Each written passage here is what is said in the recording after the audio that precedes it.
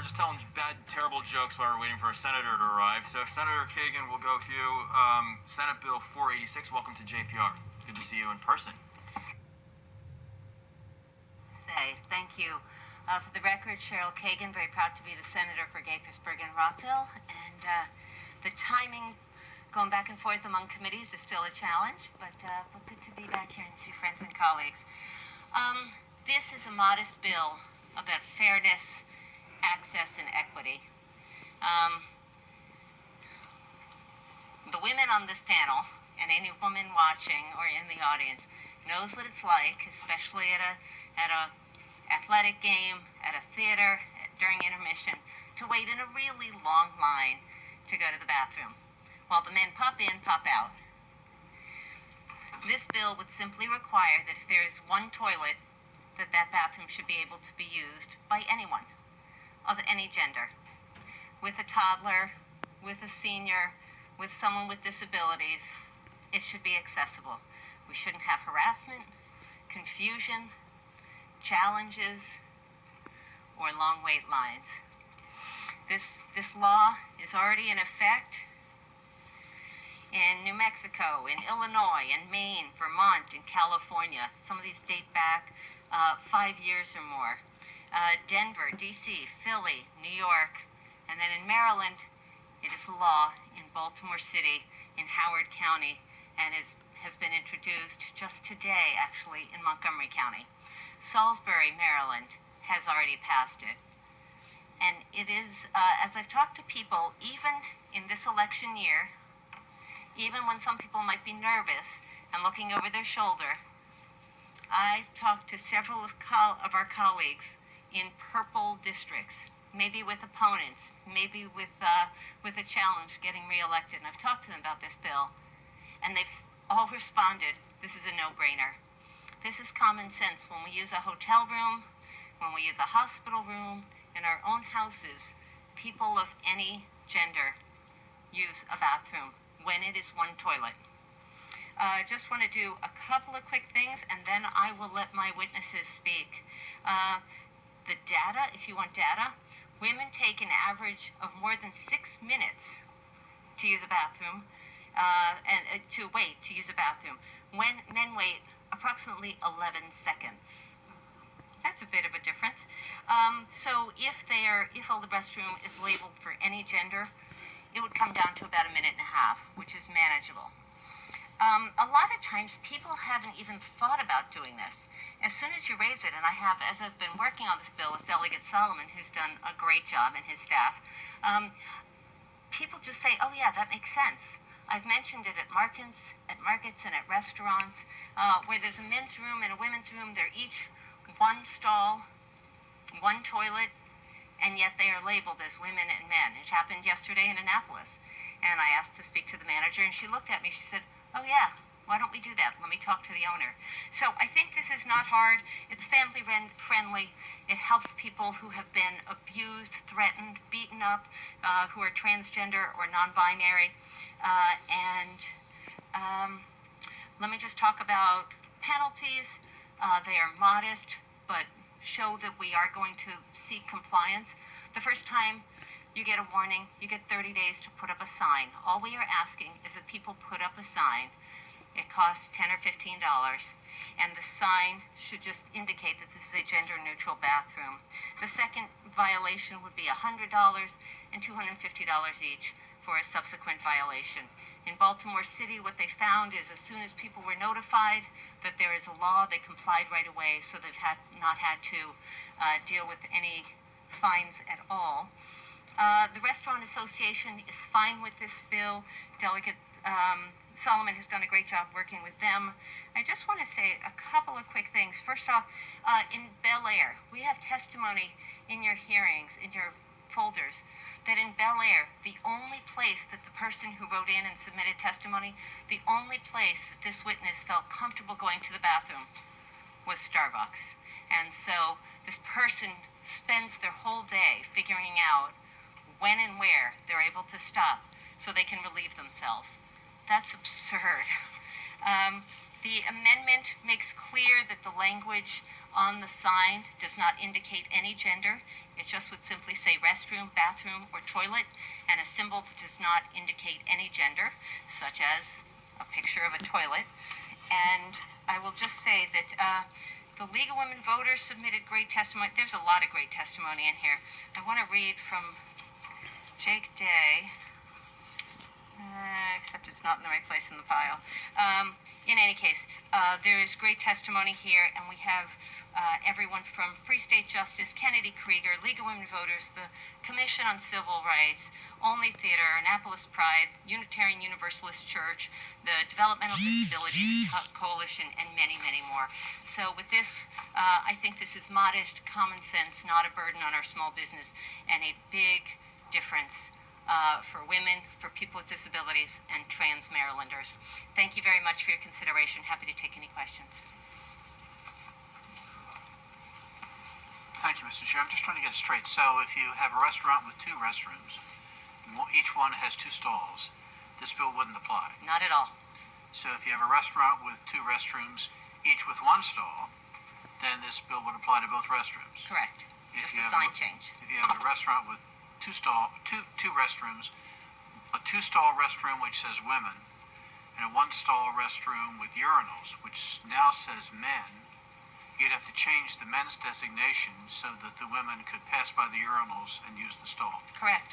Okay, thanks. And if women feel uncomfortable, then they can choose the other room. Okay. Thank you for your question. Just to be clear, so that one that the women can choose with the urinals, that means that the men have to go into the bathroom with the women? I mean, I'm trying to make certain I'm understanding what you're saying. So the third example that Senator West gave was two toilets in a bathroom labeled women. That would not change because it's more than 1 toilet. This bill only applies if there is 1 toilet. If there is a urinal, that's irrelevant. It's just if there's 1 toilet. So in his third example, the other bathroom was simply 1 toilet and had a urinal as well. So if this bill moves forward, then that would be a gender-neutral, gender-inclusive bathroom, and anyone would be able to use it, and they would choose to use the urinal or not. So there's situations where men and women are going to be in the bathroom together? No, sir. Okay. 1 toilet. Very good, thank you. And a lock on the door. There you go. So this is not about stalls. So it's not a single stall. It's really when you walk into a bathroom, think in a hotel room or in your own house, it's just 1 toilet. It would be that. This is something that locals can do without us, though, correct? There are locals that have already acted, Senator Huff. As I indicated, Howard County, Baltimore City, the city of Salisbury, and Montgomery County is starting it. There are a lot of other major cities that have done it around the country as well as other states. Sometimes, just like with the styrofoam ban several years ago when I sponsored that had already been law in a number of jurisdictions, but sometimes people need a little prodding, a little encouraging Well, it's more than prodding. If we set the policy, we set it versus allowing the locals to figure it out. So, is this bill based off of Montgomery County's policy? No, sir. We haven't passed it. They haven't passed it in Montgomery County yet. Baltimore City was the first one, but Baltimore City was following D.C., Philadelphia, New York, and many others, as well as 5 states. So this bill this is Baltimore City's policy now, what this bill is? It is very similar to that which is passed in Baltimore City, Howard County, Salisbury, and elsewhere. Baltimore City, Howard County, and Salisbury. And Salisbury. Mayor Jake Day, who Salisbury is not a blue area. Mayor Day feels. Well, really I don't know about that. They got the university there. I think you might get a differing opinion right, from the senator from Salisbury. I think that's the one little blue dot there. Here we go. Here in Salisbury, we proudly proclaim that, quote, all are welcome here. As mayor, I recognize that this is not just a tagline, but a clarion call to action, ensuring that all are indeed welcome here in our city.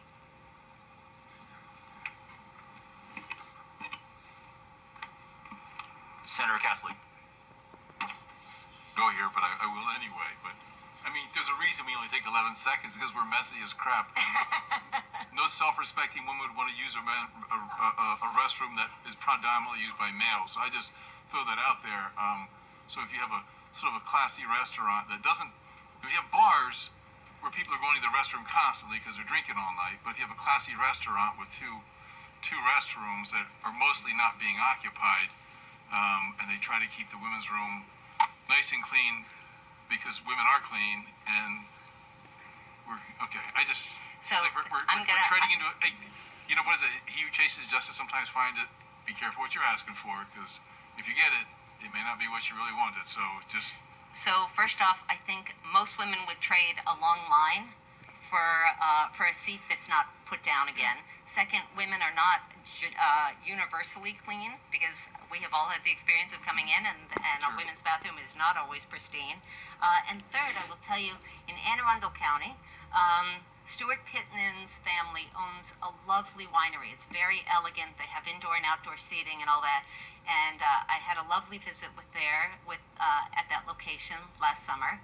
And Senator Riley's daughter works there. And I asked her afterwards, because they had a bathroom that was gender neutral. And I asked how many complaints she'd had. And she had worked there for 5 years. In her 5 years, and the bathroom predates her presence and her employment, in her 5 years, she had not had one complaint about somebody who wanted a gender-exclusive bathroom. Excellent. Thank you, Senator. Well, I didn't think we were going to have this conversation when I woke up this morning. I disagree with your characterization. You can ask my wife. My mom raised you right, you know. That's one thing. All right. And just to be clear, I didn't go deeply because I've got great witnesses that are going to follow. But people with disabilities often have caretakers of another gender. And it's awkward to figure out whether that person can come and assist them. And whether that's a senior citizen person with disabilities or a parent or caretaker of a child of another gender. It just all creates problems that can be so easily fixed with a sign. Makes sense to me. Okay, excellent. Thank you very much, Senator. We'll now switch over to your panel, and we'll start off. We'll bring up Ed Zurowski and Maureen Van Stone, Alan Richardson, and do we have video testing yet? Margot Quinlan, and then we'll bring up another panel after that. Actually, if we could start off, if we could have Ed Zurowski go first, and then we could have Margot after that, and then we can go the rest of it. So 2 minutes of dad jokes, right? If you've got them. I actually want to start, speaking of being a dad, with a statement from my 19-year-old son, who would be here today, but he's studying abroad in the UK. Since coming out as trans in 2019, the first time I felt truly safe walking into a men's room without the protection of my father or brother was when I saw a sign which actively welcomed me to use the correct bathroom. Because not only did I know I was allowed in that restroom, but everyone else had seen the sign saying I was allowed. There's a sense of security that comes with being reassured that you'll be safe and protected if anything happens. I still avoid public restrooms when possible, but in venues where there's a sign welcoming trans individuals to please use the bathroom they need, that fear of public restrooms goes away because I know that someone there has my back if something happens. That's why inclusive signage is important. I shouldn't have to fear using the restroom, and neither should anyone else. But I'm also here as a business leader.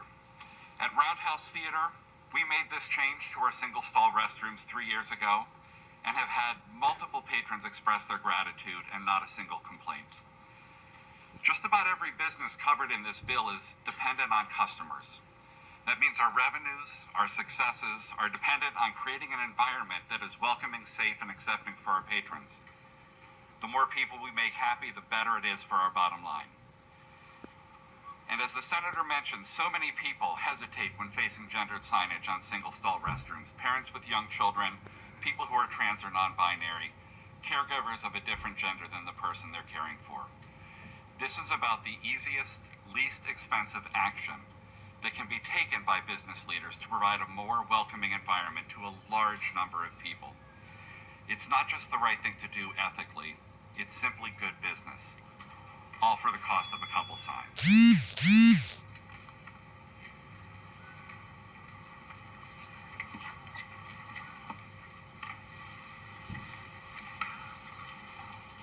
Good afternoon, Chairman Smith and committee members.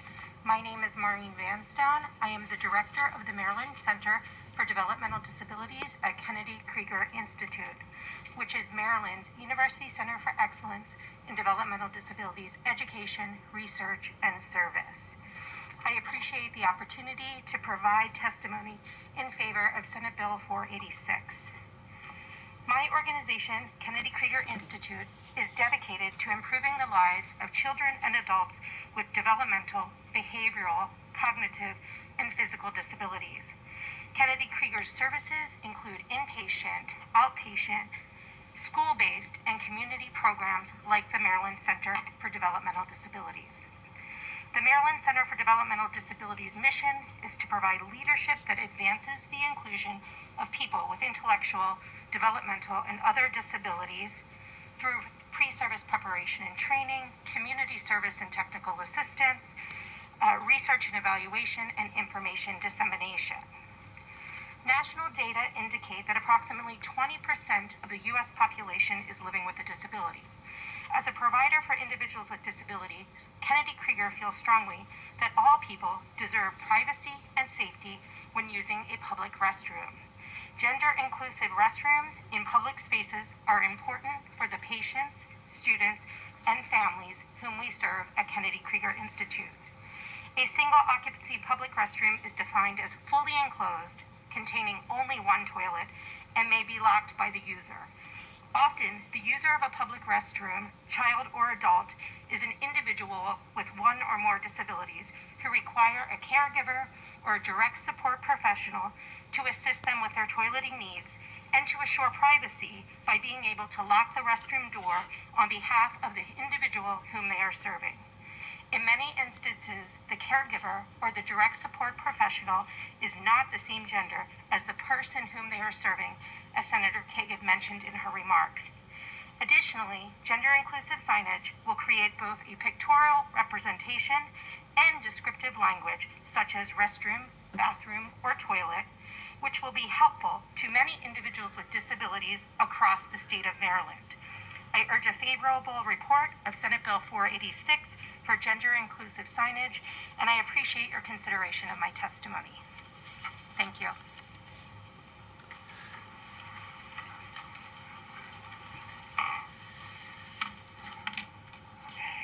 Thank you, Senator, for your leadership. Thank you, Chair, Vice Chair, members of the committee. My name is Margot Quinlan. I'm here today as a volunteer with Trans Maryland. Trans Maryland is a multiracial, multigender community power-building organization for Maryland's trans communities. And I'm here today to lift up, as already been mentioned, that Maryland's trans and intersex communities face specific challenges when accessing basic bodily needs such as restrooms, healthcare, housing, and personal safety. This bill lowers that barrier to access. Gender nonconformity has existed since the beginning of time, and due to the violence of colonial systems, trans people are subjected to violence at higher rates, and this rate is even higher for Black and brown trans and non-binary people who face an almost 3 times higher risk of abuse in places of public accommodations than white trans people. Additionally, people who do not have a gender presentation, who do not have a binary gender presentation, are often forced to choose a non-affirming and potentially dangerous restroom, or to incur health problems like urinary tract infections as a result of being precluded from using a public restroom.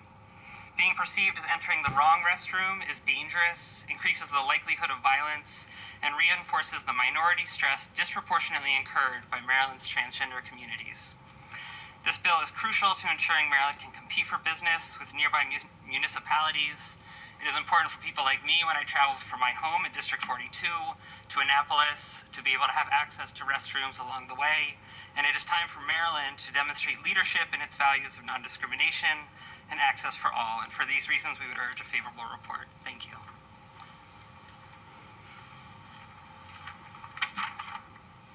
Good afternoon, Chairman Smith, Vice Chair Waldstreicher, and members of the committee.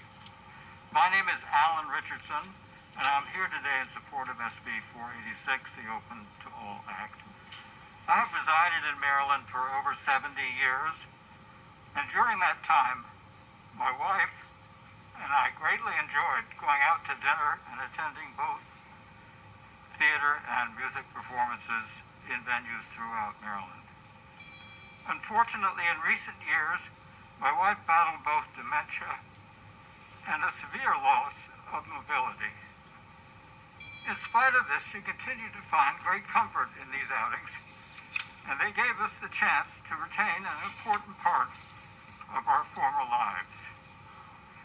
But there were problems. It was difficult for her, who would become easily confused, to manage trips into the ladies' room alone, and I became uncomfortable allowing her to enter restrooms by herself because she would forget where she was. Then later, when she became wheelchair bound, she was completely unable to manage without assistance. Although there were sometimes restrooms accessible to those with disabilities, she could not use these alone. Often I had to decide whether to bring my wife into the men's restroom or to hire our daytime female caretaker for the evening to assist her. This added a layer of stress to our evening that we did not need. The Open to All Act would alleviate many of these problems by providing free access to all for single-use bathrooms that would help us to manage by ourselves many of the problems we experienced. We all want to be out enjoying events in Maryland, and it goes without saying that none of us want to worry about how to access a restroom regardless of our sex or state of disability. I thank you for taking the time to consider this bill and ask for a favorable report. All right, thank you very much. Assuming there's no questions for this panel, we'll move on to the next panel. Thank you all for your testimony.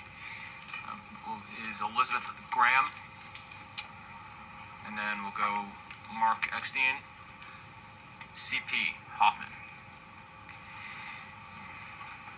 And then after this panel, we'll have a video from Ken Capone. Hello, Chair, Vice Chair, members of the committee. My name is Elizabeth Graham, and I have lived in Maryland for a good majority of my life. I'm a volunteer co-facilitator with Maryland TransUnity Transgender Support Group, and I work full-time as a service coordinator for the Maryland Waiver for Children with Autism at the ARC Prince George's County, so I'm also familiar with Kennedy, Krieger, and some of the other issues people have already brought up. I'm also a transgender and autistic woman who does live within both of these communities.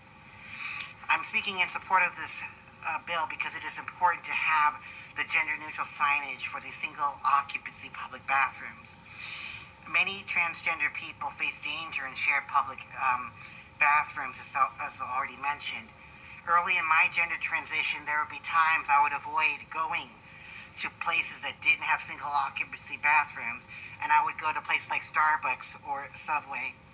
And when I was a child, from the autism point of view, the shared bathrooms had a lot of sensory input, so the single-occupancy bathrooms were a safe haven from the overwhelming stimuli. And in the developmental disability community, as we have already heard, it is not uncommon for a child or someone to receive support from someone of a different gender. Governor Hogan has added funding for 100 more slots in the autism waiver and has done so in previous years. Statewide, we have 1,200 children enrolled in the waiver and 6,000 waiting to apply. This means more and more people with disabilities will be out in the community with caregivers. Also, please consider the times when you travel on airplanes, trains, or if you use porta potties that even have a urinal. You're not worried about who came in before you, you just have to go. So it is likely that the bathroom's a bathroom or lavatory, and most people don't mind lining up to use them. So please, I ask that you consider moving this bill forward and hope for a favorable outcome. Thank you.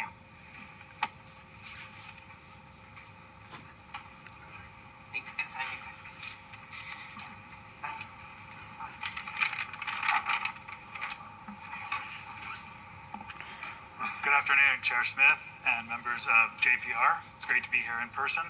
My name is Mark Eckstein, and I'm a resident of Rockville and a neighbor of Senator Kagan. And so I'm very appreciative, and my family is as well, for her passion on this bill, and we feel it's very important. As we've seen in some of the testimony, a lot of states already have this law in effect. And when I talk to people from these states, they tell me that they didn't realize the broad effect of this bill. And as we've seen some passionate testimony here, certain minority communities, it is apparent that it will help. And when talking to these people, they're pleasantly surprised that this bill has such a broad effect. And then we usually end the conversation with something like, wow, this is such a no-brainer. So let's get this bill done. And to hammer this home, I just wanted to spend a couple seconds talking about my family and our experiences in everyday life. Over this past weekend, we went to Dunkin' Donuts, and my daughter, she's in elementary school, is waiting in front of the woman's room for like 3 minutes. I'm like, what are you doing? I go over there, and she's like, I can't use the other restroom. I said, it's the same thing, just use the men's room, and she wouldn't do it, you know. So then later in the weekend, my mom's in town, and we take her out to Chipotle. Same thing, same style of restrooms.